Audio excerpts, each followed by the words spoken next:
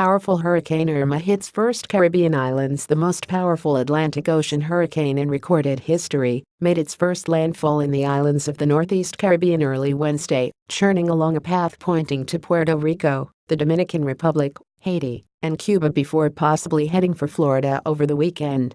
The eye of Hurricane Irma passed over Barbuda around 1:47 a.m., the National Weather Service said. Residents said over local radio that phone lines went down. Heavy rain and howling winds raked the neighboring island of Antigua, sending debris flying as people huddled in their homes or government shelters. Officials warned people to seek protection from Irma's onslaught in a statement that closed with, "May God protect us all." The Category 5 storm had maximum sustained winds of 185 miles per hour, 295 km/h, according to the U.S. National Hurricane Center. Its forecast late Tuesday was for the winds to fluctuate slightly, but for the storm to remain at Category 4 or 5 strength for the next day or two. The most dangerous winds, usually nearest to the eye, were forecast to pass near the northern Virgin Islands and near or just north of Puerto Rico through the day Wednesday. "I hear it's a Cat 5 now and I'm terrified," Antigua resident Carol Joseph said as she finished her last trip to the supermarket before seeking shelter.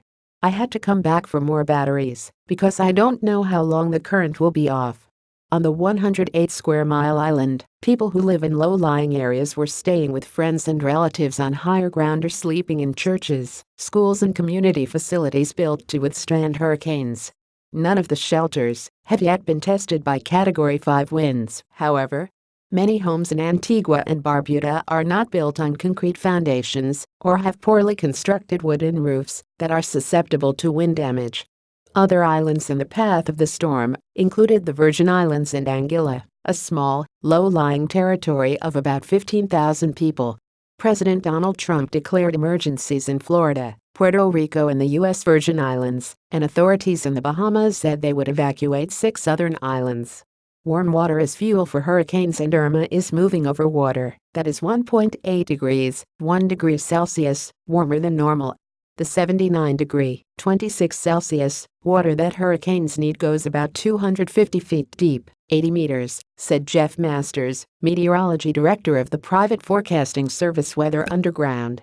4 other storms have had winds as strong in the overall Atlantic region, but they were in the Caribbean Sea or the Gulf of Mexico, which are usually home to warmer waters that fuel cyclones. Hurricane Allen hit 190 miles per hour in 1980. While 2005's Wilma, 1988's Gilbert and a 1935 Great Florida Keys storm all had 185 miles per hour winds. The northern Leeward Islands were expected to see waves as high as 11 feet, while the Turks and Caicos Islands and southeastern Bahamas could see towering 20-foot waves later in the week, forecasters said. "This is not an opportunity to go outside and try to have fun with a hurricane," U.S. Virgin Islands Governor Kenneth Mapp warned. "It's not time to get on a surfboard." Bahamas Prime Minister Hubert Minnis said his government was evacuating the 6 islands in the south because authorities would not be able to help anyone caught in the potentially catastrophic wind, flooding and storm surge. People there would be flown to Nassau starting Wednesday in what he called the largest storm evacuation in the country's history.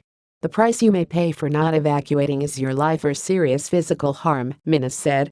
The National Weather Service said Puerto Rico had not seen a hurricane of Irma's magnitude since Hurricane San Felipe in 1928, which killed a total of 2,748 people in Guadalupe, Puerto Rico and Florida.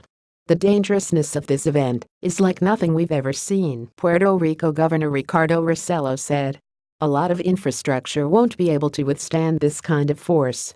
The director of the island's power company has warned that storm damage could leave some areas without electricity for about a week and other unspecified areas for 4 to 6 months. The utilities infrastructure has deteriorated greatly during a decade-long recession, and Puerto Ricans experienced an island-wide outage last year. Government officials began evacuations and urged people to finalize all preparations as store shelves emptied out around Puerto Rico. "The decisions that we make in the next couple of hours can make the difference between life and death," Rossello said. "This is an extremely dangerous storm."